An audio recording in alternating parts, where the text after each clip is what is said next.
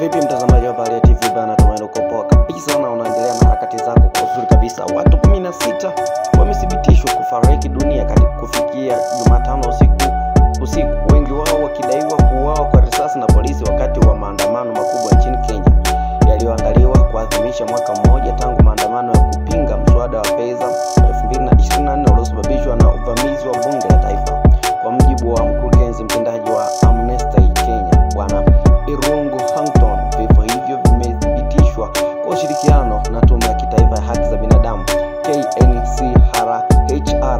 Wengi waliuawa kwa mikono ya polisi, takribani 5 waliopigwa risasi moja kwa moja, amesema Houghton.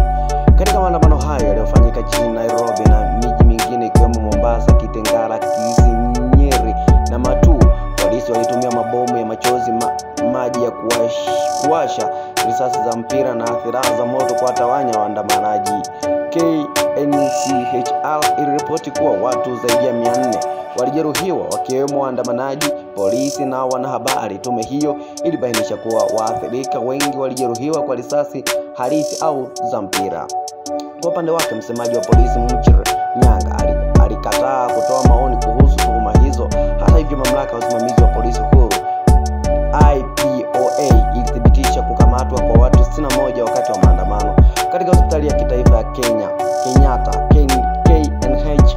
Afisa mmoja alieleza kuwa wamepokea majeruhi zaidi ya 100, wengi wakiwa na majeraha ya risasi. 107 wamepokelewa, wengi wakiwa na majeraha ya risasi halisi au za mpira, amesema. Katika tukio hilo la kusikitisha, shirika la Kenya Power liliripoti kuwa mlinzi wao mmoja alipigwa risasi na kuuawa akiwa kazini katika makao makuu ya shirika hilo jijini Nairobi. Katika hali ya taharuki, waandamanaji walionekana wakielekea ikulu ya Nairobi State House kabla ya vituo viwili vya television NTV na KTN kufungiwa kwa kudai agizo la mamlaka ya mawasiliano CAK la kusitisha matangazo ya moja kwa moja. Hata hivyo, mahakama ilisisitiza agizo hilo baadaye na vituo hivyo vikaendelea kurusha matangazo.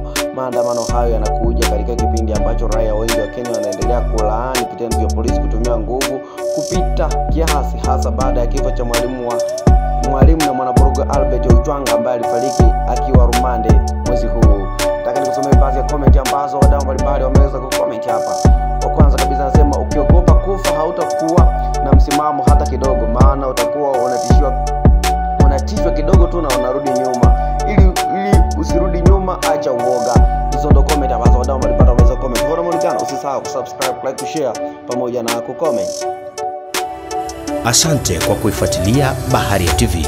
Usisahau kulike, kusubscribe, kucomment na kushare.